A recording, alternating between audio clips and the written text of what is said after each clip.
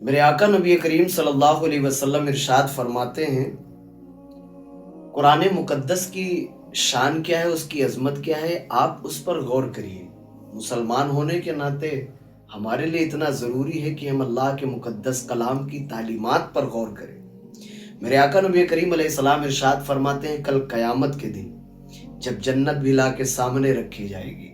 دوزخ بھی سامنے ہوگا، میزان عمل ہوگا، جہنم کے اوپر پلسرات رکھا جائے گا، حضرت آدم علیہ السلام سے لے کے عیسیٰ علیہ السلام تک جتنے نبی آئے وہ سارے نبیوں کی امت، پھر میرے آقا علیہ السلام کے زمانے سے آج تک، آج سے صبح قیامت تک جتنے بھی لوگ اس دنیا میں آئے جنہیں اسلام کی دولت ملی، اور اسلام کی دولت ملنے کے بعد جن جن لوگوں نے قرآن مقدسہ کی تعلیم کو سیکھا، اس پر عمل کیا،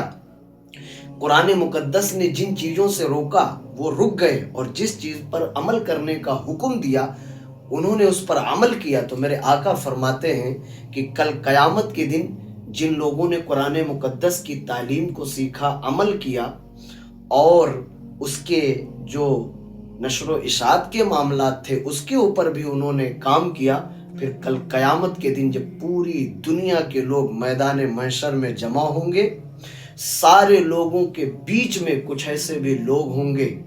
اللہ تبارک تعالیٰ کے حکم سے ان کے لیے نور کا ممبر سجایا جائے گا، ان کے سروں پر خوبصورت تاج رکھے جائیں گے، پھر ان کے ماں باپ کو بھی وہ مقام دیا جائے گا، بڑی عزتیں ملیں گی۔ تو جب ان کے ماں باپ کو یہ مقام دیا جائے گا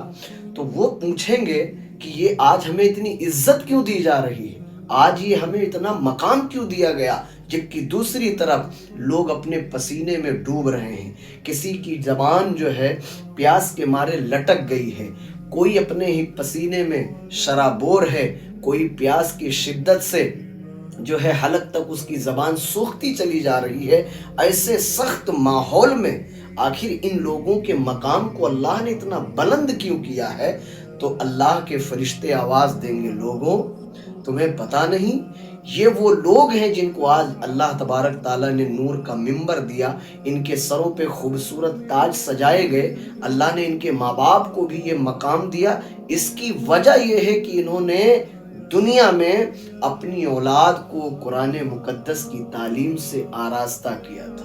اپنے بیٹے کو حافظ قرآن بنایا تھا، اپنے بیٹے کو قاری قرآن بنایا تھا، اپنے بچے کو عالم دین بنایا تھا۔ تو جن لوگوں نے اللہ اس کے رسول کے دین کو پھیلانے کے غرض سے اپنے بیٹے کو حافظ قرآن بنایا، قاری قرآن بنایا، عالم دین بنایا، جو کچھ بھی بنایا، صرف مقصد یہ کہ اسلامی تعلیم عام ہو، دین کا کام ہو، کل قیامت کے دن پوری دنیا کے سامنے اللہ تبارک تعالیٰ ایسے لوگوں کو عزت والا تاج عطا فرمائے گا۔ یہ کم بڑی بات نہیں ہے، کبھی عالم تصور میں سوچئے، جب پوری دنیا کے لوگ آہو بکا کر رہے ہوں، فریاد کر رہے ہوں، لوگ اپنے ہی کرتوت کے گناہ کے پسینے میں سرابور ہوں، پریشان ہوں،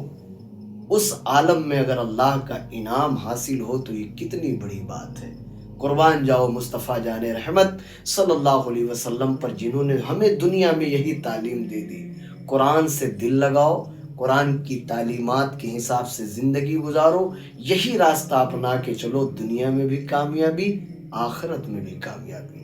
گزارش یہ ہے، کوشش کریں اپنے بچوں کو دینی تعلیم سے، خاص کر انہیں قرآن مقدسہ کی تعلیم سے آراستہ کریے، تاکہ اللہ آپ کی زندگی میں روشنی پیدا کر دے۔ آج دنیا کی تعلیم کا معاملہ یہ ہے کہ جب بچہ کسی کا انجینئر بنتا ہے، بچہ کسی کا ڈاکٹر بنتا ہے، بچہ کسی کا لائر بنتا ہے،